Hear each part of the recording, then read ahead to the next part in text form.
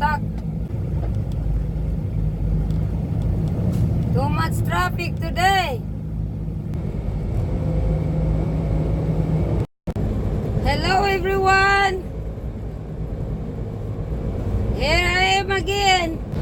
It's too much traffic right now, guys. It's a rush hour traffic. And I'm headed to Nashville, Tennessee. Well, while I'm slowing down, I need to continue my story. Where I left off. Well, since I've been picking up my check at the legal office on base, I didn't have no more trouble with this guy no more. I didn't see him nor heard from him. So that was fine. About 3 months after our separation, when I went to pick up my check, my money at the legal office, they served me the divorce paper. Yeah, he filed a divorce in Guam. Because at that time, that was the only United States territory for American citizen to file a divorce that it will be valid. So, you know what, guys, to tell you the truth, when they served me that divorce paper, I was so cold. Like everything in me, like, gone.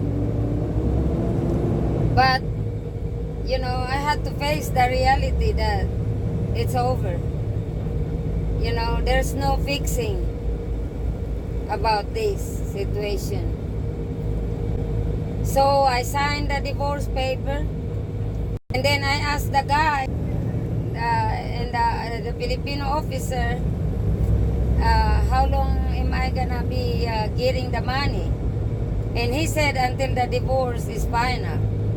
Okay, I figured, you know, he's got like less than a year to be in the Philippines. So by the time that the divorce paper finalized, then I should be able to start my business at the market. That's all I was hoping for, guys. So at this time, I stayed away from the bar. I didn't go to the bar anymore where I used to work. And I didn't hardly go to Cavite because it really hurts me so bad to go home and see my daughter. She was broken home, you know. Although the marriage wasn't that long, but still she got to know him like her dad, her father. So that was hurt. And the people in Cavite, we were in the squatter area in Cavite. You know, we were in the squatter area in Cavite, and you know, I stayed away from them too because people just like bullying my daughter, like, oh, she can't go to the United States no more, eh? Poor girl, can't go to America no more daddy. It's like they're bullying her, you know. And my daughter would say, Mommy, they said I don't have no more daddy, and they would say, hey, you're not rich. That's not mommy. You don't have no more daddy. So nanay now. That kind of bullying, that to me, that's bullying that my daughter received. You know. So I just stay away from people like that. And I went back. You know, I just stayed in Olongapo for a while. And this time, I just want to stay home all the time, guys. In the dark room. You know, I had a 600 peso room. I was just terrible. I never felt so ugly in my life. I was so skinny. I was losing weight right away because, you know, no sleep. My eyes were sunk in. I was so terrible looking. But after maybe after 2 weeks of the, you know, the devastated feeling, you know, I start thinking, well, you know, I can't just let myself like this. You know, there's gonna be a divorce. So I still had a military ID at that time because we're not totally divorced yet. So I started to go to the club in military base. You know, the enlisted club there, by close to the gate. So you know, at this time I don't wanna talk to anybody. I stayed just get drunk, you know, and watching people dance. So I did that for a while, and then one night there was the waitress sent me something to drink, and I look around. I was already drunk at this time, so the waitress like, somebody give you a drink, and I said, who? And she pointed out to the corners over there, group of guys, Marines. There were Marines, and they give me some drink, you know. So I accepted the drinks, and later on, 3 of them came over. I was by myself on the table, and then the 3 of them came over and asked me if they could join me. You know, I said sure. At this time, guys, I was like hateful, you know, thinking about everything. So, and then they introduced themselves to me, and that's it, you know. And then I went back every weekend. Like every weekend, that was my hangout, because I cannot hang out anymore at the bar because I don't want to hear some other woman says things too to me. So that was my hangout on base, the club on base, enlisted club on base. And so the guy was there again. This Marine guy was there again. You know, and then we kind of talked, you know, and I thought, you know, he being nosy, he was being nosy. What am I doing there on base? Because he knows that if a woman can go on base, that means that they got a military ID. And I said, yeah, I'm actually married, waiting for the divorce. You know, and I told him what happened. And he kind of like, wow, yeah, that's terrible, you know. And then he asked me in 2 weeks what was my plan. I said, I don't have no plan. And he said, because I want to take you to the company picnic. The company, the whole Marine company, my battalion, is going to Pangasinan, 200 islands. He said, and I'd like to take you with me. Wow. I said, okay, let's go. You know, I want to see the 100 islands. And so the following weekend, I was in the bus, big bus. They had a big bus full of Marines, and all the Marines had a girlfriend. So I was with them too. And oh my gosh, that was a fun time for me.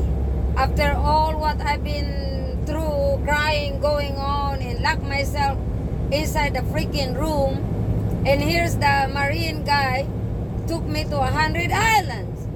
So wow, you know, it was beautiful islands. At that time it was 99 islands, they said, because the other one torn by the typhoon, whatever. It was a beautiful day. It was a beautiful, beautiful island, guys. And I had a good time. And I kind of forgot everything. Everything.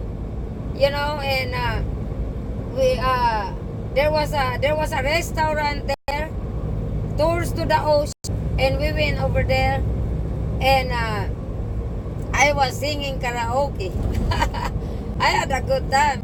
This Marine guy showed me a good time that my soon-to-be ex-husband was miserable with him. So I kind of like that, you know. I was like, wow, I'm amazed. And he was a good-looking blonde guy, and he was like, I think he was like 2 years older than me, you know. I was 20 at that time, and he was 22. So we hit it off really good, and we get along good. And to make the long story short, guys, this guy is telling me that after my divorce, you know, he want us to start my paperwork because he wanna take me to America. And I was like, what? You know, I was like surprised. I said, are you drunk or what? And he said, no. And I told him beforehand too that I had a daughter. And I said, what about my daughter? I always introduce my daughter. No, I was crazy. I always introduce my daughter, I guess, to every man who wanna take me to America. Because I'm not living in the Philippines without my daughter, I was thinking. And you know what he told me? Yeah, I wanna take your daughter too. And I was surprised. I was like, wow, all of a sudden my hopes, you know, I have hopes up again. But of course, at the same time, guys, I did not believe this guy. Really, I did not. You know, I was just went along with a good time and forget about everything, you know. If it happened, it happened. Because the reason why I didn't believe him, because I'm not divorced yet.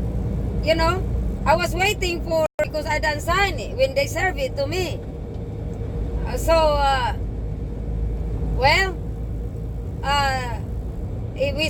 started to have a good time again, and you know, I love this group, you know, the Marine group. They were just so nice, and there was no drinking too much. They just had a good time. You know, every time that weekends comes. And then we were inside the base, the club on base. So it was so smooth dancing and all that, because they were all military. It's not so much outside the club that, you know, so many chaos, woman or man, you know. So I had a good time. And to make the long story short, I kind of forget everything. One night I was at the bar where I used to work, okay? And I hung out over there for a little bit. Here's my ex-husband. He saw me in there. And when I saw him, I said, hello, my ex-husband. I said to him, I was so nice, you know. And he said, what do you mean, ex-husband? I said, yeah, I done signed the divorce paper, so it's your turn. At this time, I speak little bit English, you know, along the way. You know, and he said, we're not ex-husband and ex-wife yet, because I'm not signing the paper, he said. And I said, really? You know, and I said, you better sign it. He said, no. He said, next week, he said, I meet you at the legal office. We're gonna sign the revoke the legal separation. I was like, really? I was so surprised. All these months, almost like 8 months. And he had like 4 months to stay in the Philippines before he come back here in America. And he told me he don't want to get divorced. He want to bring me here. So, guys, I tell you what. I met him in the legal office again. We revoked the paper. Because I had to grab the opportunity, guys. You know why? Because if he come back here in America and then we're not divorced, where am I gonna find him? If he's not gonna divorce me, where am I gonna find him? I'm still married according to the Philippines law. So there was nothing I could do but to grab this guy again, to get back with him. I can't file no divorce, and nothing that I could do. So oh my gosh, guys, I was in the position again that there was nothing I could do but to take this guy back, because he didn't want to sign the divorce paper. Yeah, I was so stupid. I know that. I know. But at the same time, I'm thinking, am I gonna trust this Marine guy supposedly bringing me to America? Hell no. You know, I was at that point. And this is the guy that I'm already married to him. All we have to do is revoke the paper and then guarantee I can make it to America and my daughter. So hell yeah, let's go to America. I told him that. Guys, I have to carry again. This short is way too long. There's more about this story, guys. You're gonna say, Lola, you're crazy.